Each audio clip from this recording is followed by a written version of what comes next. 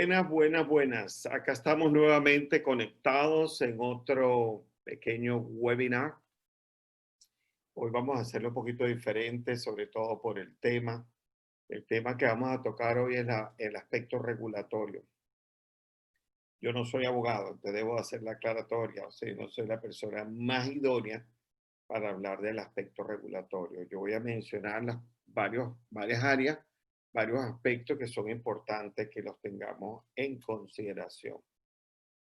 Entonces, si estamos pensando en registrar un negocio, debemos asesorarnos, debemos ir por lo menos a la Cámara de Comercio. Yo les mostré en otro webinar cómo llegar al Small Business Administration y allí ustedes tienen las personas o las organizaciones que de manera voluntaria ofrecen asesoría en esta materia. Entonces, los invito a que vayan otra vez, es www.small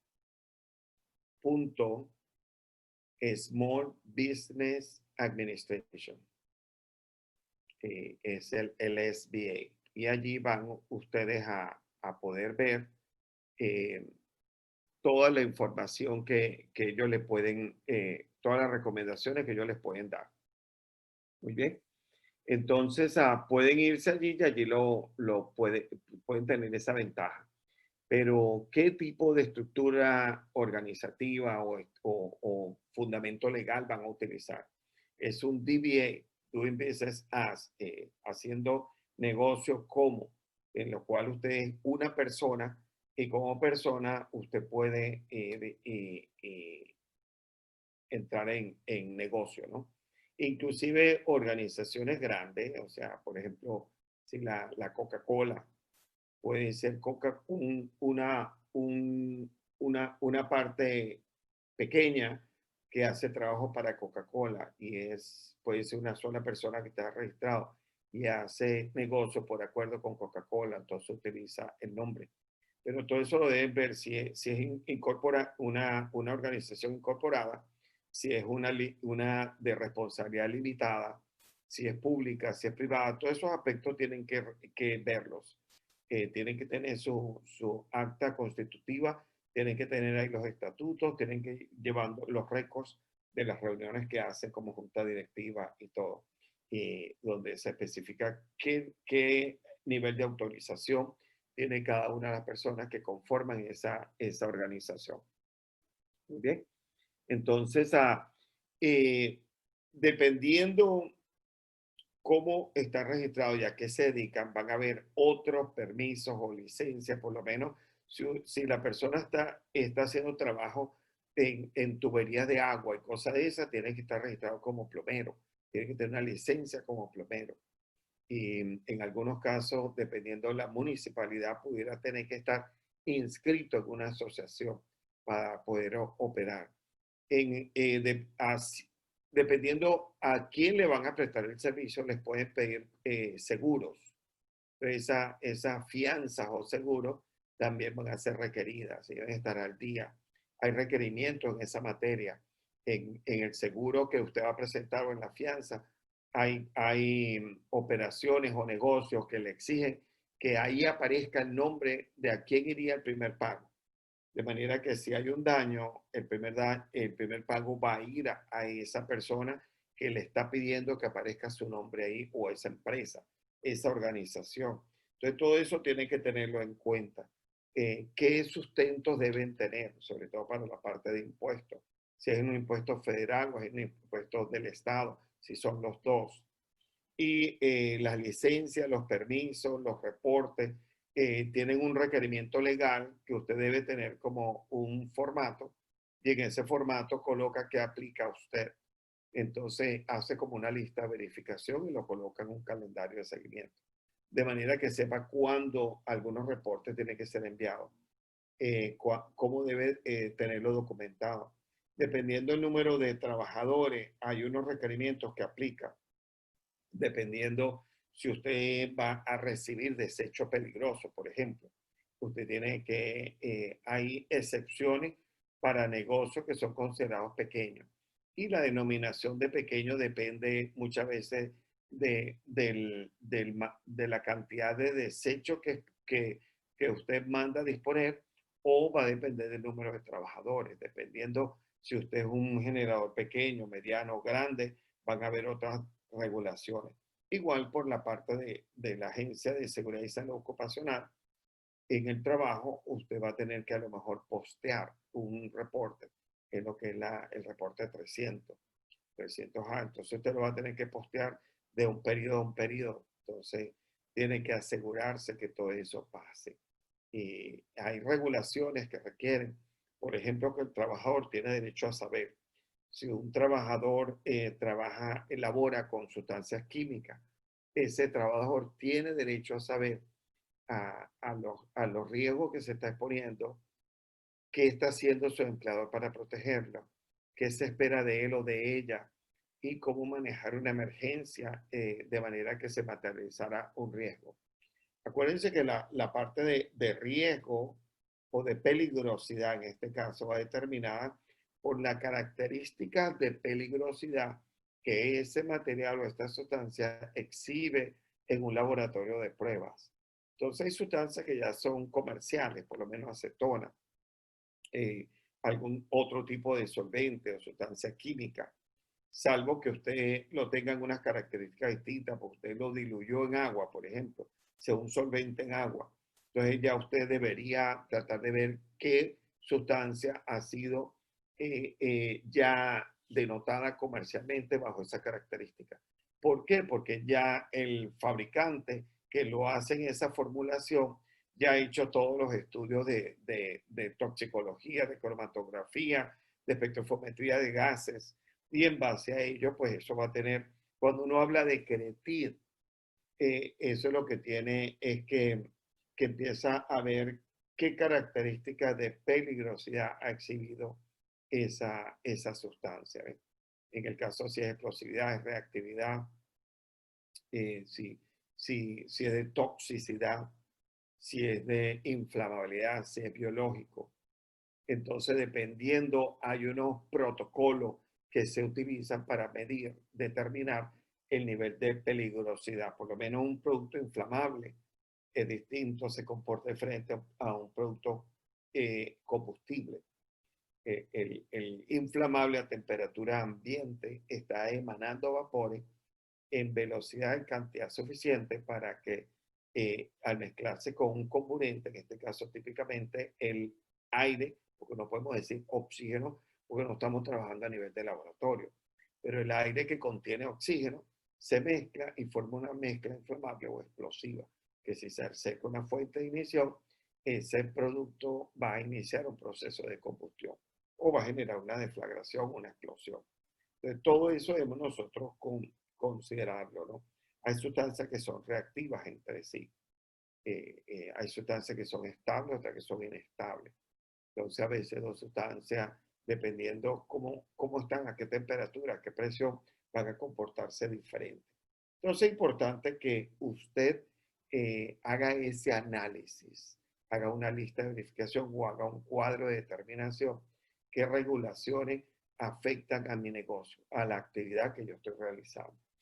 Les hablaba, por ejemplo, de que si yo estoy utilizando un equipo, por ejemplo, cuando yo traigo a alguien a hacerme un trabajo en mi negocio y yo le permito que utilice mi escalera y esa persona se lesiona, ahora empiezo yo a tener exposición, porque son un mecanismo que es mío y que si yo tengo escalera, esa escalera debió haber sido inspeccionada, eh, eh, marcada y todo lo demás. Entonces, deben tener ese cuidado, preferiblemente a quien yo le pago para hacer un trabajo que traiga sus propias herramientas.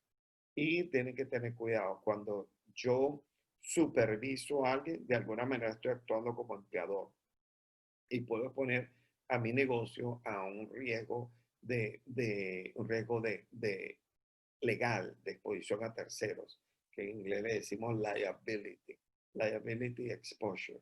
Entonces, una exposición a riesgo a terceros, porque de alguna manera la forma, la configuración de cómo se realizó el trabajo y dónde ocurrió el trabajo y con qué ocurrió el trabajo, pudiera haber una exposición también legal. Entonces, tengan todos esos elementos en consideración. Hay equipos o recipientes que trabajan a presión. Esos recipientes o equipos deben tener una placa y esa placa determina a las presiones de trabajo, por ejemplo, las temperaturas. Y dependiendo a qué presión trabaja, hay una parte que es en lo que es regulación de la normativa ENSI, que indica que debe ser a lo mejor sometido a presión hidrostática. Entonces, todo eso debemos verificarlo y tener mucho cuidado porque pudiéramos nosotros salir al mercado y en algunos casos hasta tener exposición civil o penal, judicial. Entonces, en la legislación se prevé mucho cuál fue el espíritu del legislador. Por lo menos aquí en Estados Unidos existen los códigos de regulación federal y son 53, va del 1 al 54. Perdón, el código 53 es de carácter reservado. Entonces, esto es importante entenderlo, por lo menos el 49 es el código que refiere a regulación de transporte, del transporte en general. Entonces, dependiendo qué dentro del 49 es, entonces va a tener unas disposiciones específicas. El 29 es OSHA. Entonces, el OSHA, cuando uno dice Código de Regulación Federal 29 OSHA, y del 29, si es 1910, es Industria General. 1910.120 es la parte de HAZWOPER. HAZWOPER es Hazardous Operability, HAZWOPER, y operaciones de trabajadores con materiales peligrosos. Hazardous Operation HAZWOPER, and Emergency Response, y respuesta a emergencia. Okay, trabajo con ese tipo de material. Entonces yo debo entender eso y cuando eso yo me voy a ir al Federal Register. El registro federal es donde se guardan todos los aspectos relativos a cómo surgió esa regulación. Ahí están los transcritos, los elementos que refieren a esa regulación. Y por lo menos es importante entender cuál fue el espíritu del regulador, porque cuando yo entiendo el espíritu del regulador y bajo ese criterio tomo una decisión, yo voy a salvaguardar de que yo cuidé de que la inspiración del legislador fue en eso yo me basé para tomar una decisión. Al final del día, lo que se quiere es que usted tiene que estar en capacidad de demostrar que usted actuó de buena fe. En este país, pues, el tipo de regulación donde se presume mi inocencia. Entonces, el Estado o el ente regulatorio es el que tiene que probar mi culpabilidad. Entonces, claro, pues yo tengo que saber conocer cuáles son mis derechos. Cada vez, yo en este país tengo derecho a permanecer callado. Por eso cuando a mí se me viene la autoridad y decide que me va a detener, me dice, voy a proceder a detenerlo y usted tiene derecho a permanecer callado. Todo lo que usted diga puede y sería usado en su contra. Usted tiene derecho a un abogado y si no tiene, el Estado le proveerá uno. Entonces, esto es muy clave, muy importante y debemos nosotros informar a nuestros hijos de esto y al que podamos. Por ejemplo, si yo estoy en la calle y un policía me pide mi identificación, yo tengo el derecho de decirle, discúlpeme oficial, estoy cometiendo delito. No, no, yo no estoy cometiendo delito, entonces no estoy obligado a entregarle mi licencia. Entonces, esas son cuestiones importantes porque cada vez que yo cometo una acción, yo podría, sin darme cuenta, de manera inocente, incriminarme. Entonces, yo prefiero es mantener callado. ¿Cuál es su nombre? No tengo por qué decirlo. Porque tengo libre acceso en áreas públicas. Entonces, a mí se me detiene, a mí se me cuestiona cuando yo estoy incurriendo en una violación. De lo contrario, el oficial tendría que tener una orden de un juez para lo cual se empiecen a violar mis derechos. Y un derecho que yo tengo es permanecer callado. Me acojo a la enmienda constitucional. Yo tengo derecho a permanecer callado. Yo tengo derecho a seguir por la vía pública, a menos que yo cometa delito. Entonces, todo eso tiene que estar eso en gran cuidado. En los lugares de trabajo, yo debo tener la documentación en buen resguardo. Yo debo tenerlo hacia adentro, dependiendo a qué me dedico, hay algunos que lo tengo que tener literalmente bajo llave. Todo lo que tenga que ver con información personal, yo estoy obligado a resguardar esa información privada de la persona. Hay información por lo menos de la parte médica que yo no puedo preguntar. Hay información muy personal de ese individuo que yo no puedo violar. Entonces, mientras menos información yo tenga, mejor. Y si yo tengo resguardo, eh, información de salud, yo tengo que tenerla bajo llave y tener un protocolo para el resguardo de esa información. Entonces, son cuestiones que debo estar claro y tener cuidado. ¿Qué pregunto, qué publico hoy en día por las redes sociales? Yo no podría por lo menos decir, ay, mi trabajo, yo me puse a COVID porque Ramón salió positivo y yo me puse, yo le estoy violando a su derecho. Yo tengo que tener cuidado porque me estoy exponiendo yo, estoy exponiendo a la empresa. Entonces, con esto del COVID, hay una serie de nuevas disposiciones legales, regulaciones que tengo que tener en consideración. Recordemos que está la parte del federal, la Constitución, está la parte de ley de estatuto y está la parte de la ley común, ¿no? Cada una es cómo es la interrelación del individuo, ¿es persona natural o es persona jurídica? Entonces, hay información que yo tengo que resguardar hasta cuando voy a otro país. O sea, yo tengo que tener cuidado cuando yo estoy conduciendo negocio, ¿qué debo yo llevar? ¿Qué puedo llevar yo en un pendrive? Porque yo podría estar exportando información y dependiendo de dónde estoy yendo, por lo menos en el caso yo como venezolano, Venezuela fue incorporado como un estado de interés especial para los Estados Unidos. Entonces, ciertas leyes aplican con respecto a Venezuela. Entonces, yo tengo que tener cuidado qué llevo para allá y qué traigo para acá, porque pudiera estar incurriendo en violación. Muy bien. Espero que esto le sea de utilidad. Hay licencias y permisos que tienen que estar a la vista. Cuando a un oficial viene, yo debo preparar a mi gente, entrenar a mi gente, recepcionista, ser recepcionista, los trabajadores, si yo no estoy allí, quién está allí. Y cuando llega un agente, un oficial, quien está representando a la empresa, tiene que decirle, podría mostrarme su credencial, su identificación, verificar que es correcta y después decirle, puede tomar asiento. Yo no debo llegar, pase por aquí, siéntese, mire, ahí donde están todos los reportes, yo no debo hacer eso. La ley dice que si está a la vista, está al acceso.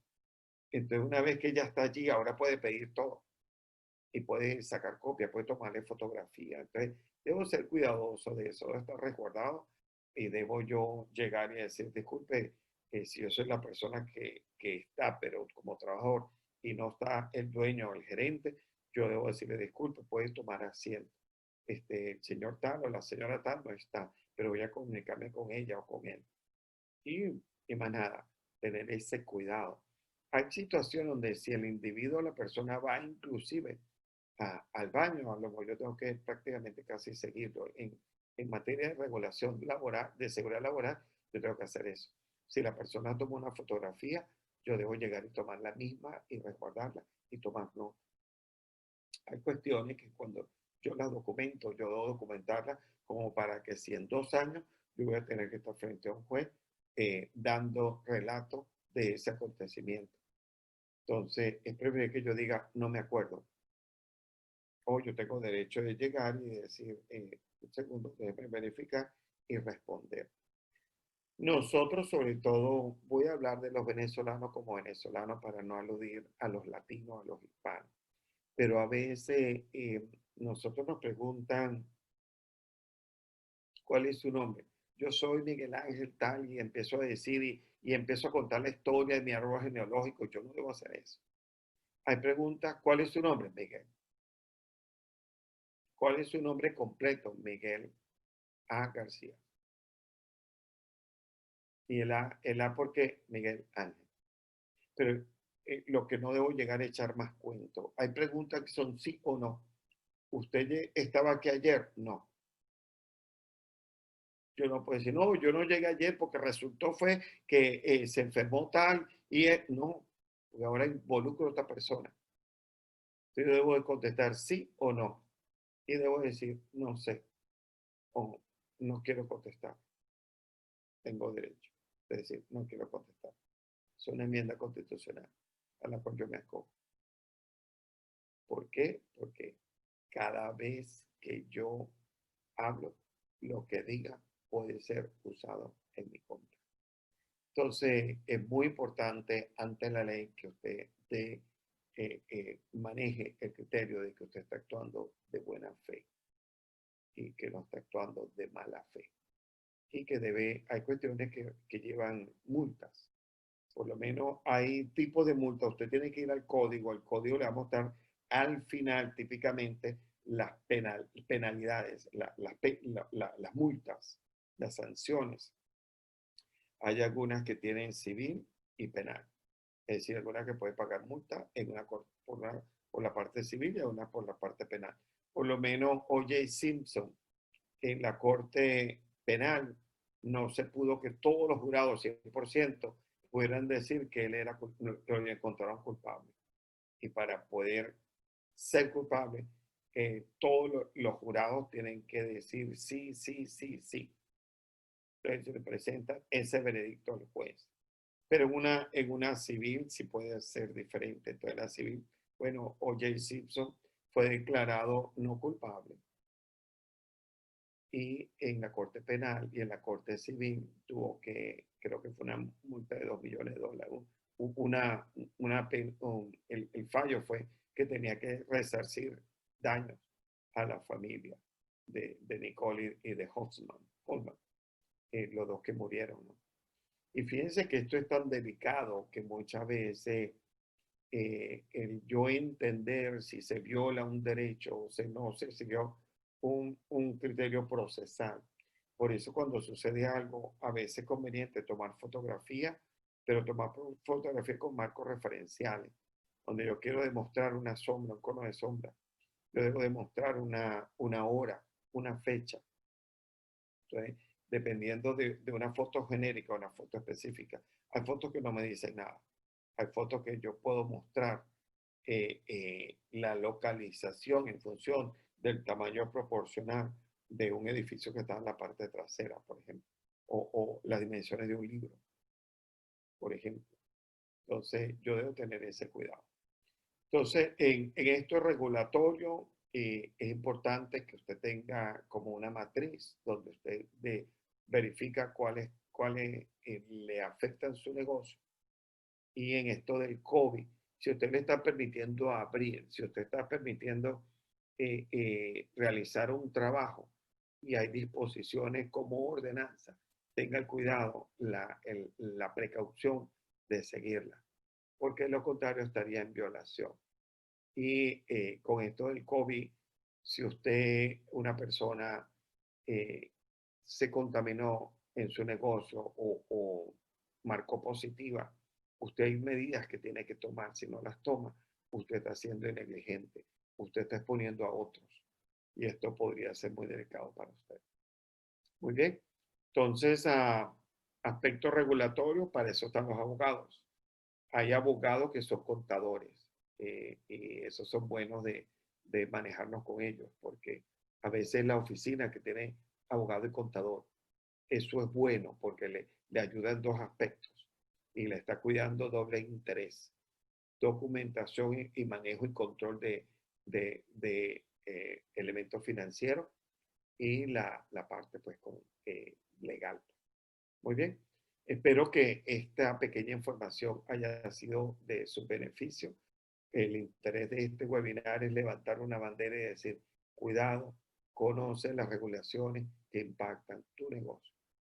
Conoce los permisos, las licencias, los documentos, los registros, las calibraciones, todo lo que tenga que tener relación con su operación. Muy bien, muchas gracias por haberse conectado el día de hoy y seguimos en contacto. Gracias.